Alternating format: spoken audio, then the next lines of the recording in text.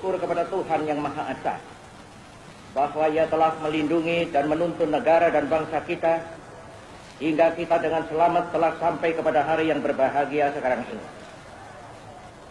Dan moga-mogalah lindungannya dan tuntunannya itu tetap dikurniakan kepada negara dan bangsa kita dalam memasuki tahun yang ke-22 dari kehidupannya dan selanjutnya.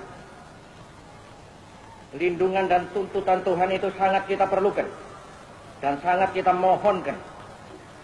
Sebab tiada sesuatu berjalan selamat tanpa ridhonya Tuhan Yang Maha Kuasa. Dan masa depan yang akan kita masuki sudahlah menampakkan gejala-gejala yang menunjukkan akan datangnya masa yang lebih berat.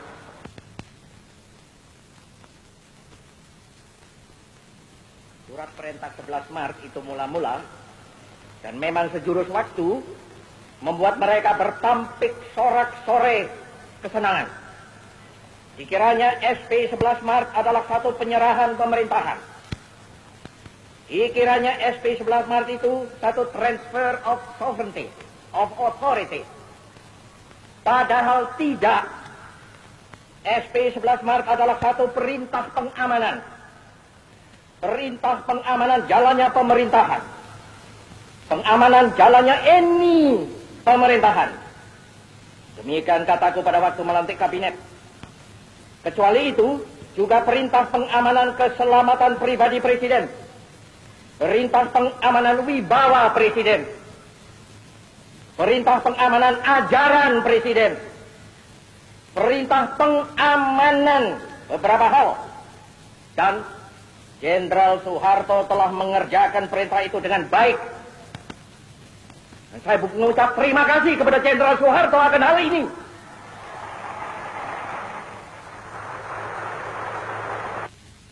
Isi jiwa kita yang sedalam-dalamnya, maka pokok intisari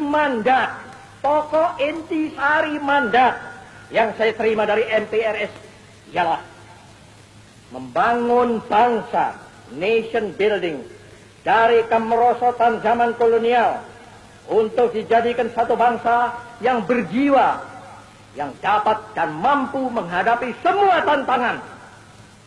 Satu bangsa yang merdeka dalam abad ke-20 ini. Itulah intisari pokok daripada mandat MPRS kepada saya. Sesungguhnya toh bahwa membangun satu negara, membangun ekonomi, membangun teknik, membangun pertahanan adalah pertama-tama dan pada tahap utamanya membangun jiwa bangsa. Bukankah demikian? Sekali lagi, bukankah demikian? Tentu saja keahlian adalah perlu, tetapi keahlian saja tanpa dilandaskan pada jiwa yang besar tidak akan dapat mungkin akan mencapai tujuannya. Inilah perlunya, sekali lagi mutlak perlunya nation and character building. Sudah terang, gestok kita kutuk.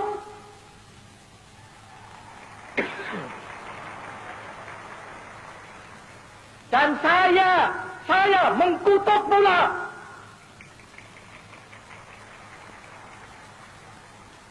Dan seperti sudah kukatakan berulang kali dengan jelas dan tandas, yang bersalah harus dihukum. Untuk itu aku bangunkan Mahmiluk. Tetapi kenapa kita sesudah terjadinya gestok itu harus robah haluan? Kenapa kita sesudah terjadinya gestok itu harus melempar jauh beberapa hal yang sudah nyata baik?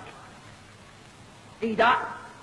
Pancasila, Panca-Ajimat, Trisakti harus kita pertahankan terus, malahan harus kita pertumbuhkan terus.